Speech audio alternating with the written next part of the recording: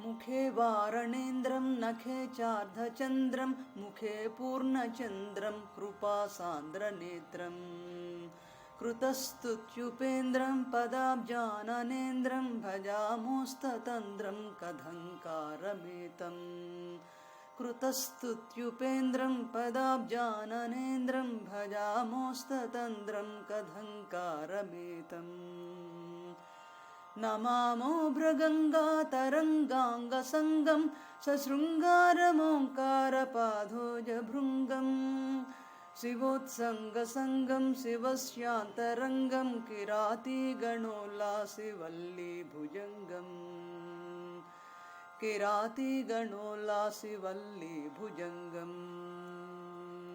करे शक्तिमन्तं हरे भक्तिमन्तं करे शक्तिमन्तं हरे भक्तिमन्तं शरे जन्मवन्तं हरित्पावनं तं करे शक्तिमन्तं हरे भक्तिमन्तं शरे जन्मवन्तं हरित्पावनं तम्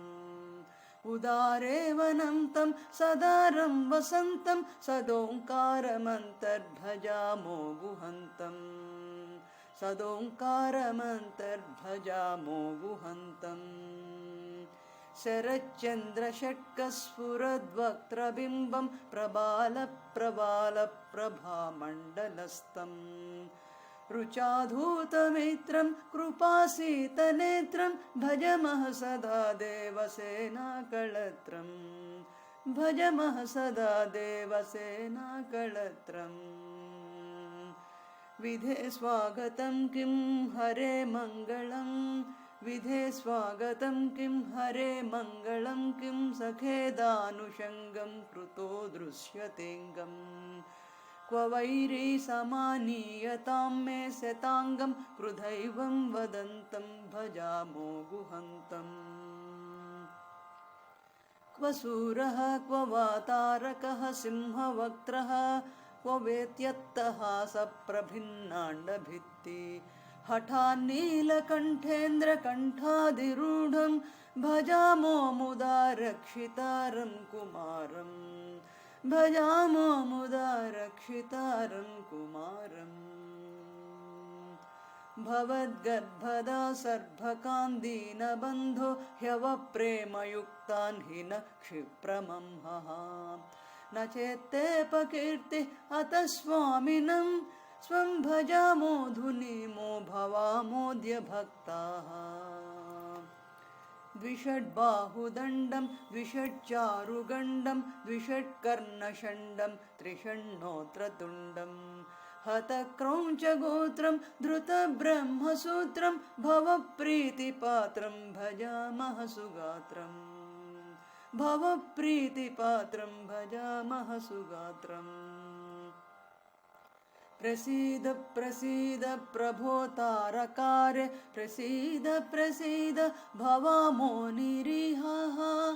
प्रपन्ना विपन्ना पुरा तारखिन्नाः प्रपन्ना विपन्ना पुरा तारखिन्नाः भवामोऽद्य भिन्नास्त्वया दुःखनुन्नाः भवामोऽद्य भिन्नास्त्वया दुःखनुन्नाः किमर्थं सुरार्धं कृतानानुकम्पा निलिम्पाः पुरातारदुःखाभिकम्पाः भवत्पादमोद प्रभावाधिसौधे वसामो विशामः प्रमोदोरुसिन्धुम् पुरोण्यस्तहारं शिरोण्यस्तहीरं दयासिन्धुपूरं शिवज्ञानसारम् पुरोण्यस्तहारं शिरोण्यस्तहीरं दयासिन्धुपूरं शिवज्ञानसारं शिवज्ञानसारं शिवज्ञानसारम् पराभूततारं भवाम्भोधिपारं सुराजालसौरं भजामः कुमारम् पराभूततारं भवाम्भोधिपारं सुराजालसौरं भजामः कुमारम् भजामः कुमारम् गुरूणां गुरुं देवसेना समेतं परेषां परं केकियानेन यान्तम् गुरूणां गुरुं देवसेना समेतं परेषां परं केकियानेन यान्तम् कटाक्षार्धपातं कुरुष्वाद्य भद्रम् ओङ्कारमुद्रं भजामोस्तनिद्रम् कटाक्षार्धपातं कुरुष्वाद्य भद्रम् ओङ्कारमुद्रं भजामोस्तनिद्रम् शताङ्गं विहङ्गं कृतासतिभङ्गं सुधीचित्ररङ्गं महापापभङ्गम् शताङ्गं विहङ्गं कृतासतिभङ्गं सुधीचित्ररङ्गं महापापभङ्गम् कुजे प्रेमभाजं भुजे सर्पराजं समाजाधिपं त्वां भजामो नताजम् समाजाधिपं त्वां भजामो नताजम् नमस्ते नमस्ते शिवप्रेममूर्ते नमस्ते नमस्ते त्रयी गीतकीर्ते नमस्ते नमस्ते हृतत्रैदशार्ते नमस्ते नमस्ते सुराभीष्टपूर्ते नमस्ते नमस्ते हृतत्रैदशार्ते नमस्ते नमस्ते हृतत्रैदशार्ते नमस्ते नमस्ते सुराभीष्टपूर्ते सुराणां पुरस्ताद्यदि त्वत्पदाब्जं समस्तापदस्ता निरस्ता भवेयुः सुराणां पुरस्ताद्यदि त्वत्पदाब्जं समस्तापदस्ता निरस्ता भवेयुः करस्था विमुक्तिः हृदिस्था सुभक्तिः शिवस्ते स भक्तिर्भवेत् सत्यमेतत् शिवस्ते स भक्तिर्भवेत् सत्यमेतत् क्वचिद् भूतसङ्गं क्वचित् प्रेतसङ्गं क्वचिद् व्याधिसङ्गं क्वचिद् धातुसङ्गं क्वचित् क्षुद्रपुङ्खानुपुङ्खप्रसङ्गं समुच्चाटयन्तं भजामो गुहन्तम् समुच्चाटयन्तं भजामो गुहन्तम् समुच्चाटयन्तं भजामो गुहन्तम् भवानेव पाता भवानेव नेता भवानेव दाता भवान् दुःखहर्ता इति त्वत्कटाक्षं प्रतीक्ष्यावसाम सहस्वापराधं कृपापारसिन्धो भवानेव पाता भवानेव नेता भवानेव दाता भवान् दुःखहर्ता इति त्वत्कटाक्षं प्रतीक्ष्यावसाम सहस्वापराधं कृपापारसिन्धो सहस्वापराधं कृपापारसिन्धो न मन्यामहे त्वत्पदाब्जत्सुधन्यं न चान्यं भजामो न चान्यं नमामः न मन्यामहे त्वत्पदाब्जत्सुधन्यं न चान्यं भजामो न चान्यं नमामः त्वया पालनीय वयं पालकस्त्वं समस्तं सुराणं तवास्तेव हस्ते समस्तं सुराणां तवास्तेव हस्ते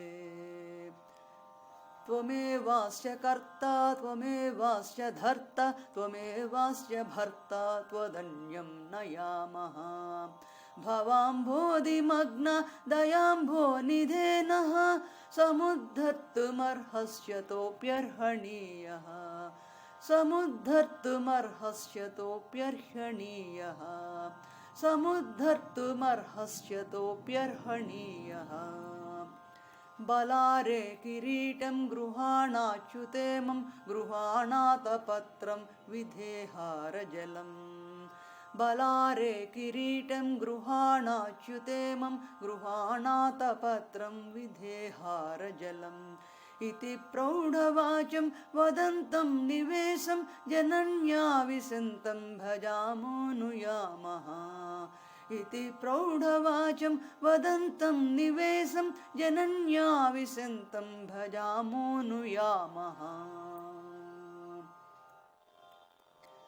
भवत्पादतोऽन्यन्न हि प्रार्थयामः भवे भक्तितोऽन्यद्वचिन्नर्थयामः भवत्पादतोऽन्यन्न हि प्रार्थयामः भवे भक्तितोऽन्यद्वचिन्नर्थयामः त्वया शिक्षणीय उत रक्षणीय त्वया उपेक्षणीय न वा मोक्षणीय त्वया शिक्षणीय उत रक्षणीय त्वया उपेक्षणीय न वा मोक्षणीय पिता त्वं गुरुस्त्वं च माता च नित्यं क्षुधार्ता भवार्ति प्रसन्नाः स्मदीनाः कटाक्षावलोकेऽप्युपेक्षा यदि स्याद्गतिः कासुराणं विभो भूसुराणाम् पिता त्वं गुरुस्त्वं च माता च नित्यं क्षुधार्ता भवार्ति प्रपन्नाः स्मदीनाः कटाक्षावलोकेऽप्युपेक्षा यदि स्याद्गतिः कासुराणां विभो भूसुराणाम् पिता त्वं गुरुस्त्वं च माता च नित्यं क्षुधार्ता भवार्ति प्रपन्नाः स्मदीना कटाक्षावलोकेऽप्युपेक्षा यदि स्याद्गतिः कासुराणां विभो भूसुराणाम् भुजङ्गं पठन् यः कुमारस्य नित्यं स भुक्तः स मुक्तः स वै मुक्तियुक्तः सुपुत्रैः कलत्रैश्च मित्रैश्च युक्तो लभेत्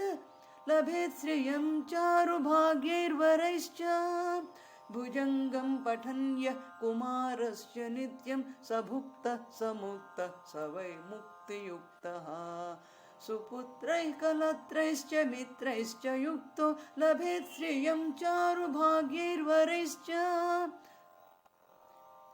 वयं दीनदीना भवान् दानशूरः महानेश कालस्त्वयं दिव्यदेशः भवे भक्तिमेकां भवाम्भ्योऽधिनौकां दिशे त्वं ज्वदन्यं नयामः दिशे त्वं ज्वदन्यं नयामः वयं दीनदीना भवान् दानशूरः महानेश कालस्त्वयं दिव्यदेशः भवे भक्तिमेकां